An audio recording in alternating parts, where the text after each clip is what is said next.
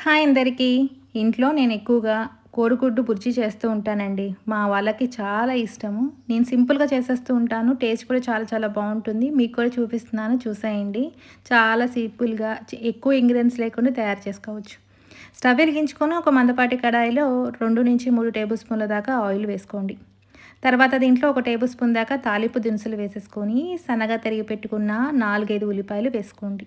ఉల్లిపాయలు దీంట్లో ఎక్కువగానే పడతాయండి. బాగా సన్నగా తరిగి పెట్టుకొని వేసుకోండి. త్వరగా మగ్గడానికి దీంట్లో ఒక పావు టేబుల్ స్పూన్ పసుపు, అలాగే కొద్దిగా కరివేపాకు, కొద్దిగా సాల్ట్ వేసుకోండి. సాల్ట్ అనేది మన ఆప్షనల్ అండి. కొద్దిగా వేసుకోండి. ఎందుకంటే త్వరగా ఉల్లిపాయ మగ్గడానికి సాల్ట్ అనేది చాలా బాగా ఉపయోగపడుతుంది. చూడండి ఉల్లిపాయ అంతా కూడా మెత్తగా ఈ విధంగా మగ్గనిచ్చేయండి. మెత్తగా సాఫ్ట్‌గా తయారైపోవాలండి. దీంట్లోనే 5-6 కోడిగుడ్లను పగలగొట్టి వేసుకోండి. కోడిగుడ్లు మిశ్రమాన్ని ఇవన్నీ ఇలా వేసేసుకున్నాక మూత పెట్టేసి ఒక 2-3 నిమిషాల పాటు మీడియం ఫ్లేమ్‌లో పెట్టుకొని వదిలేసేయండి.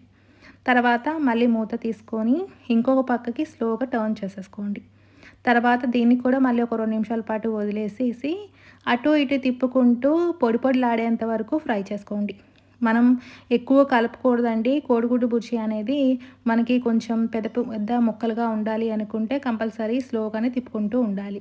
ఈ విధంగా పొడి పొడిలాడేంత వరకు బాగా ఫ్రై చేసేసుకొని తర్వాత దీంట్లో ఆల్రెడీ మనం సాల్ట్ వేసాం కాబట్టి సాల్ట్ అనేది కొద్దిగా వేసుకోండి. దీంట్లోనే ఒక టేబుల్ స్పూన్ అంతా కారాన్ని వేసుకోండి. ఈ మిశ్రమాన్ని అంతా కూడా బాగా మిక్స్ చేసేసుకోండి. చూడండి పొడి పొడిలాడుతూ ఈ విధంగా రావాలి. తర్వాత ఇవి బాగా 2-3 నిమిషాల పాటు ఫ్రై చేసేసుకొని సన్నగా తరిగి పెట్టుకున్న కొత్తిమీర జల్లేసేసుకోండి. కొత్తిమీర జల్లుకున్నాక ఓ 2 నిమిషాల పాటు ఫ్రై చేసుకోండి. ఆ ఫ్లేవర్ అంతా కూడా చక్కగా ముక్కకు పడుతుందండి. ఫైనల్‌గా కొద్దిగా గరం మసాలా వేసుకోండి. ఫ్లేవర్ అనేది చాలా చాలా బావుంటుంది. ఇది పూర్తిగా ఆప్షన్ మాత్రమే అండి. వేసుకుంటే బావుంటుంది. దీన్ని కూడా ఒకసారి మిక్స్ చేసేసుకొని స్టవ్ ఆఫ్ చేసేసుకోండి. అంతే. చాలా సింపుల్‌గా వేడి వేడి అన్నంలో సర్వ్ చేసుకుంటే సూపర్‌గా ఉంటుందండి. పిల్లల నుంచి పెద్దల వరకు అందరూ ఇష్టపడతారు.